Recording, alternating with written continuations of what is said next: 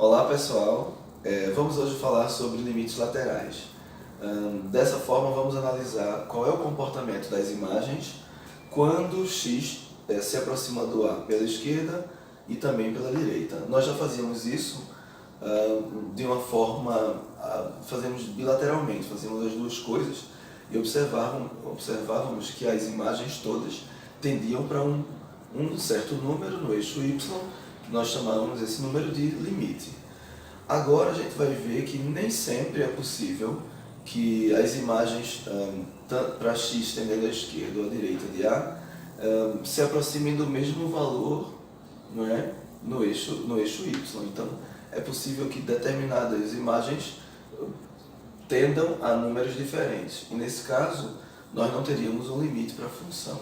Então vamos analisar um pouco esses casos aí, e isso serve como base para os cálculos que nós vamos estudar mais à frente sobre limites infinitos e limites do infinito. Bom, então eu coloquei aqui uma primeira definição, que é a definição do limite lateral à direita. Então observe que eu coloquei aqui, limite da função f de x quando x tende a A, e tem um sinal de mais aqui em cima do A, sobre o A à direita. Então esse mais aqui indica que x se aproxima do A pela direita. Ou seja, fazendo um esquema gráfico bem simples aqui, eu tenho um intervalo A menos delta, A mais delta, A é o centro do intervalo, e eu estou me referindo aqui apenas a essa aproximação. X aqui, quando falamos de limite, de um modo geral, x pertence a esse intervalo, que é aberto em A menos delta, aberto em A mais delta, e cujo A é o centro desse intervalo. Agora x, eu só quero considerar x à direita do A.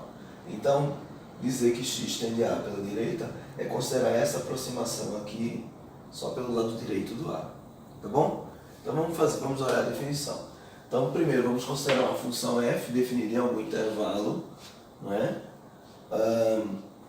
aberto, que está aqui entre A e um certo C, ou seja, a gente não especificou que esse C era o A mais delta, mas eu posso considerar assim. E daí, como é que eu defino esse limite quando x tende a A? Então, o limite de f de x quando x tende a A pela direita, ou seja, o limite lateral direito, é igual a L, vai ser igual a L como antes, se, o que acontece? Para todo epsilon existir um delta, para todo epsilon positivo existir um delta, ou seja, lembra aquela relação entre epsilon e delta, da definição, tá o quê? Olha, se x menos a for maior que zero e menor que delta, ou seja, observe que zero é menor que x menos a. Então, a diferença entre x e a é um número maior que zero. Então, x e a não são iguais. E isso, claro, é menor que delta, então, módulo de f de x menos zero é menor que epsilon. Lembrar que aqui, quando eu considero módulo e uma diferença de dois números, eu me refiro à distância entre esses dois números. Estou dizendo que essa distância entre os dois vai ser um número nunca negativo, ou zero ou positivo. Mas nesse caso essa distância vai ser realmente um número, pode ser zero inclusive, eu posso ter que a imagem e o L podem ser o mesmo valor. Só que na definição de limite, na definição formal, deixa eu pegar uma outra cor, na definição formal nós tínhamos aqui, módulo de x menos a. Então, eu tinha aqui a distância entre x e a dada em módulo. Significa que x podia estar à esquerda do A ou à direita do A, que a distância entre ele e A sempre seria um número maior que zero, porque essa distância aqui maior que zero. Então, x vai ser sempre diferente de A e a distância entre os dois é um número positivo. Por menor que ela seja, de acordo com esse delta aqui. Esse delta, lembra que ele vai controlar os limites do intervalo, os extremos do intervalo. Então, se esse delta for muito pequeno, tão pequeno quanto eu queira, esse intervalo aqui, cujo centro é A, vai se tornar cada vez menor, mas como estamos tratando de números reais, todos os reais que vão ficar situados dentro do intervalo vão estar sempre cada vez mais próximos de A, quanto mais nós diminuirmos o comprimento desse intervalo. É um modo de dizer que x tende a A, tanto pela esquerda como pela direita. Mas, quando eu retiro o módulo, tirar aqui. Quando eu retiro o módulo, eu estou considerando apenas o lado direito desse intervalo. Basta observarmos o seguinte, vamos resolver essa desigualdade aqui. Eu tenho 0 menor que x menos a menor que delta. Então vamos resolver essa desigualdade. Vamos fazer a primeira desigualdade e depois a segunda.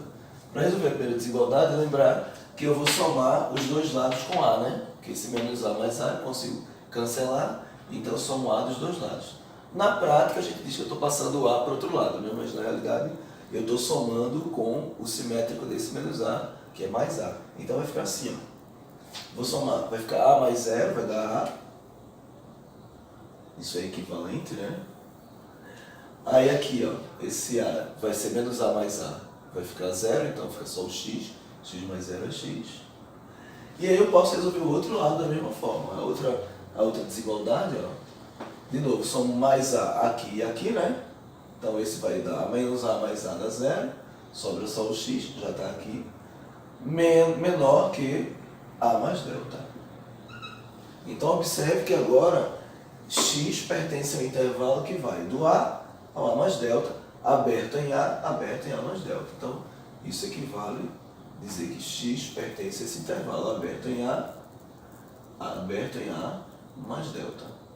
Ora, na prática, esse intervalo que eu estou escrevendo aqui é esse que eu destaquei, ó, do meu lado direito aqui, ó. É esse intervalo. X está sendo considerado apenas a direita de A. Então, o modo formal de representar esse limite, quando o x tende a A pela direita, dizer que esse limite é o L, que está lá no eixo Y, né? O L está por aqui em algum lado, tem uma função aqui qualquer, e eu vou ter um limite quando o x se aproxima do A, vai dar um certo L, ok? Essa é a ideia. Nem sempre é possível calcular os dois limites laterais e nem sempre, mesmo que eles existam, eles vão ser iguais. Às vezes acontece de algum deles não existir, ou então que depois que a gente consegue calcular, dá para verificar que eles podem ser diferentes. Se no caso os dois limites laterais forem iguais, isso retorna para aquela definição original de limite, que tanto considerando x tendendo a A pela esquerda como pela direita, as imagens lá no f, né, as minhas f de x, vão se aproximar de um único cara, que a gente vai chamar de L, que é o limite da função. Então, consequentemente, o limite de uma função, na realidade, só vai existir quando existirem os limites laterais e esses limites ainda forem iguais. Isso é um teorema que nós não vamos demonstrar, vamos apenas enunciar aqui, ok? Quer dizer, já enunciei de certa forma, mas eu vou escrever esse teorema para ficar mais fixado.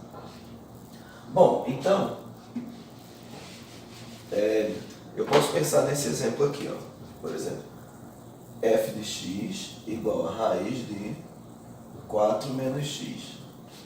Então, observe o seguinte, eu tenho essa função, eu estou definindo essa função no conjunto dos números reais, ok? Bom, se eu perguntar para vocês qual é o domínio dessa função, de modo que ela seja uma função real, ela exista, né? Então, eu sei que, como eu tenho uma raiz de índice par, é uma raiz quadrada, 4 menos x, que é o radicando, tem que ser maior ou igual que zero, né? Então, 4 menos x maior ou igual que zero. Lembra daquela propriedade das desigualdades, né? Que quando eu tenho um número negativo multiplicando x, eu vou multiplicar ambos os lados da minha desigualdade por um número negativo também e vou inverter o sentido da desigualdade. Então, em geral, a gente vai fazer isso aqui multiplicando por menos 1. Então, eu vou ficar com menos 4 mais x menor ou igual a zero. Então, agora sim eu posso dizer que x é menor ou igual que 4. Nesse caso aqui, ó, essa minha função existe para x menor ou igual que 4. Se eu colocar um número maior ou igual que 4 aqui no lugar do x, 4 menos um número maior que ele vai dar sempre negativo. Consequentemente, o domínio da minha função, eu posso escrever assim, né? D de f, eu posso dizer que é o conjunto dos x pertencentes a R, tal que x menor ou igual que 4, ou simplesmente colocar assim, né? Que vai de menos infinito até 4, fechado em 4. Então, todos os valores dentro x tem que ser menor ou igual que 4, tá certo? Todos os valores dentro desse intervalo, se eu colocar aqui, vão possibilitar o cálculo, né? Ela vai existir, a minha função vai existir. Bom, mas se eu disser assim, ó, calcule agora o limite quando x tende a 4 de raiz de 4 menos x. Então observe que isso é uma pegadinha, né? Porque calcular o limite quando x tende a 4 significa verificar quando x tende, o que acontece com as imagens quando x tende a 4, tanto pela esquerda como pela direita. E aí nós vamos cair nessa pegadinha, porque o domínio da minha função diz que eu só posso usar valores à esquerda do 4 até chegar no 4.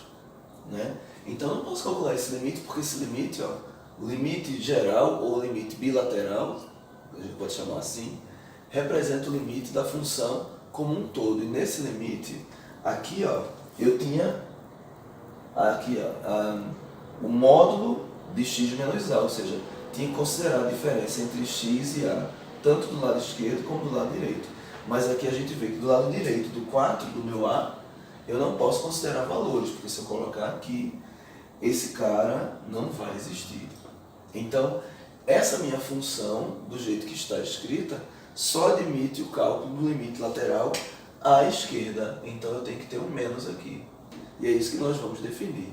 Então veja, nem sempre é possível calcular os dois limites. Então por isso que nós vamos falamos da definição do limite lateral à direita e agora vamos falar do limite lateral à esquerda, que nos possibilita fazer o cálculo desse limite.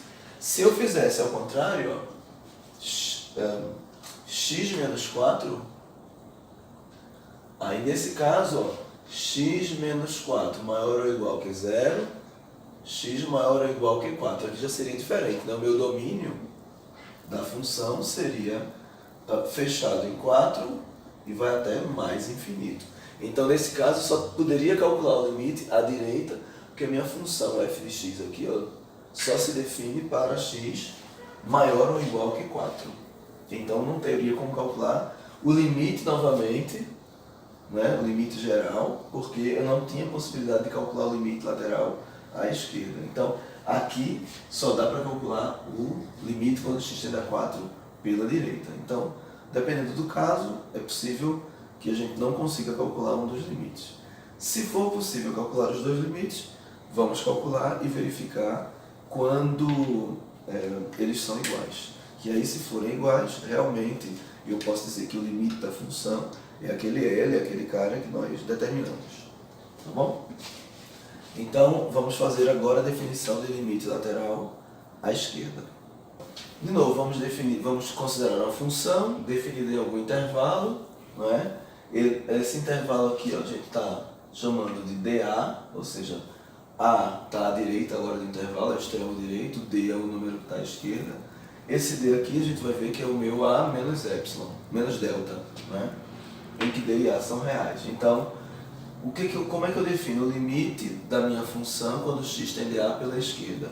Eu agora, o limite da minha função quando x tende a pela esquerda, eu agora tenho um menos aqui sobre o A, né? Ao lado direito, assim, acima e à direita do A. Esse menos não está dizendo que A é negativo, está dizendo que x se aproxima do A pelo lado esquerdo. E daí, esse limite é igual a L, se acontecer isso aqui, ó, para todo epsilon dado existir um delta, de tal modo que, se essa diferença aqui, ó, olha a mudança, ó, antes era x menos A e agora eu tenho A menos x. Se essa diferença de A entre A menos x for maior que 0 e menor que delta, então o módulo de f de x menos 0 é menor que epsilon. Lá no eixo y não tem problema, eu posso fazer com que o x se aproxime do A pela esquerda, mas é possível que os f de x se aproximem de L, as imagens, né? Desculpa, tanto de cima para baixo como de baixo para cima. Então, continua com o módulo aqui sem problema, ok? Bom, então, da mesma forma que fizemos com o outro, vamos compreender essa situação aqui, ó. Eu não tenho módulo, então o que eu estou fazendo aqui, quando eu faço A menos x, é dizer que eu estou considerando o intervalo ao invés de pegar esse intervalo de centro A, que vai de A menos delta até A mais delta, e dizer que x está aqui dentro, como na definição de limite, na definição geral, eu estou considerando apenas esse intervalo aberto em A e aberto em A menos delta. Então vamos ver que vai dar exatamente isso. E o lado direito do intervalo, esse aqui, ó, o x não vai estar, eu não vou estar considerando a aproximação de x pela direita de A, e sim apenas pela esquerda. Então observe essa desigualdade aqui, 0 menor do que A menos x menor que delta. E daí eu posso fazer isso, as duas desigualdades ao mesmo tempo, como nós fizemos a outra, só que aqui eu tenho x com um número menos 1, né? Eu tenho um valor negativo multiplicando o x. Então, quando isso acontece, a gente multiplica tudo por menos 1 e inverte o sentido da desigualdade. Então eu vou fazer aqui esse produto, não é menos 1, menos 1, menos 1 aqui nas duas desigualdades. Então, aqui eu vou continuar com 0, só que isso vai virar maior. Aqui eu vou ficar com menos A mais x, e aqui maior que menos delta. Então isso é equivalente, né? E agora, isso vai ser equivalente. Aí, se eu quiser resolver essa minha equação aqui primeiro, depois a segunda, vai fazer assim, ó. Para eliminar o menos A, tem que somar com A, então soma com A e soma com A dos dois lados, dos dois membros da minha desigualdade. Então aqui vai ficar A maior, que aqui vai dar 0, mais x. Então vai ficar x. A maior que x. E aqui do outro lado, mesma coisa, somo com A, somo com A. Então maior do que A menos delta. Então, a minha desigualdade está no sentido contrário, mas eu posso reorganizar, né? Dizer que isso é equivalente a escrever A menos delta menor que x menor que A. E é verdade, ó. A menos delta menor do que x e x é menor que A. Então, exatamente o intervalo que eu estou dizendo, estou considerando, é o intervalo em que x está à esquerda de A. Então, eu posso aqui estudar, né, o que acontece com as imagens de cada um desses x aqui, a imagem de cada um dos x, lá no eixo y, para onde ela vai tender. Então, obviamente, aquele valor para o qual as imagens vão se aproximar é o que nós vamos chamar de limite lateral à esquerda. É o limite que se refere à aproximação do A pela esquerda. No próximo vídeo nós vamos fazer agora alguns exemplos sobre limites laterais. Então, espero que esse vídeo teórico, essa parte inicial, tenha servido para que vocês consigam entender, compreender o significado dos limites laterais. E quem gostou, bota aí um curtirzinho aí, coloca um legalzinho aí e clica no canal para receber esses vídeos, tá bom? Então, eu sempre esqueço de falar essas coisas, meus alunos ficam me lembrando, então se inscreve no canal e recebe os vídeos, tá bom? Até o próximo. Tchau, tchau.